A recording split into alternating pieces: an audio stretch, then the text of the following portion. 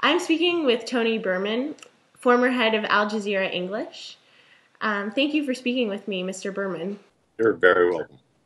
So I wanted to start off by asking you whether promoting religious freedom abroad is in the Canadian national interest. Well, I think promoting all human rights is in the national interest. My worry, as someone who is now back in Canada, but has for the past 3 of the past 4 years viewed the Canadian approach from the other side, from beyond Canada, is that it's a strategic policy that may serve immediate political interests here in Canada, whether it has any benefit outside of Canada, dare I say, in the countries that allegedly we are so concerned about, I think is a totally different issue. And I think the policy as it's emerging, as I see it from within Canada, is one that has kind of dubious origins, but I don't think will fly once it kind of gets out of this country. So do you think it's possible to promote religious freedom without promoting religion? I think it's possible to do it. I don't think in a real politic way it's credible and it would happen. I mean, I think that the code word, I think universally, when you hear Western organizations, or dare I say Western governments, talk about religious freedom, I think the code word is that there's a self-serving political interest.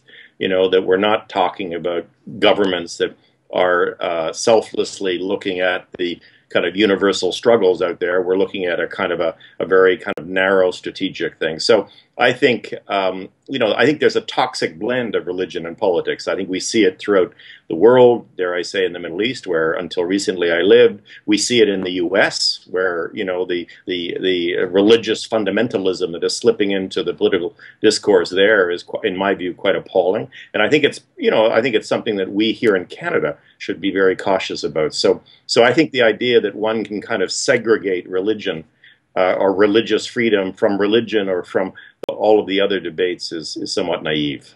You mentioned that you lived for some time in the Middle East, and some have argued, particularly in reference to the American Office of International Religious Freedom, that the Arab Spring has made religion an even more important tool of foreign policy. From your experience with the changes happening in the Middle East, do you think that Canada could use religion to more effect now than it could previously, say?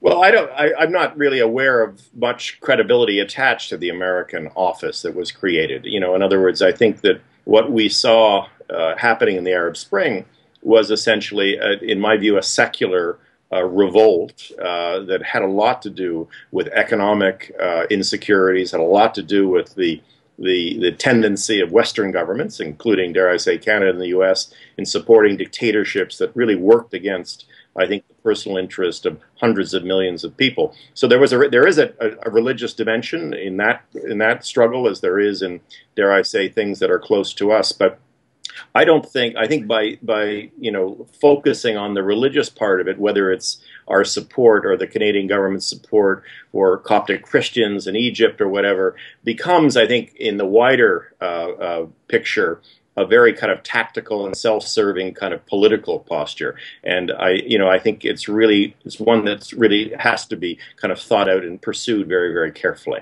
I don't know if you could elaborate a little bit on the political interests you spoke of.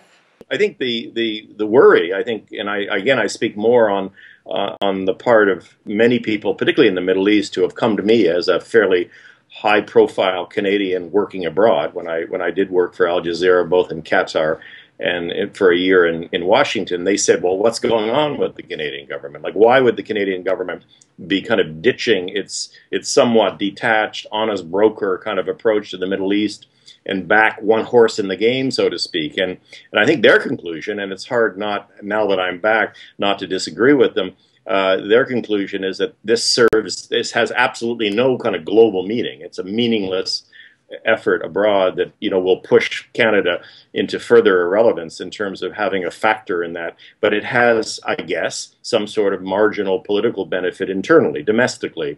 Does it serve certain interest groups? Does it serve certain religious groups? Does it, further a policy on the part of the government to kind of placate and curry the favor of certain Canadian groups. I mean, that one can argue within Canada that that's good or bad.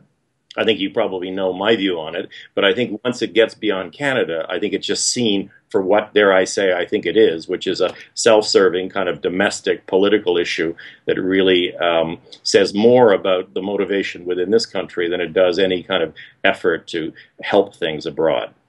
Okay, well, thank you so much for speaking to me. It's wonderful to hear this perspective. Great. Thank you very much for the invitation.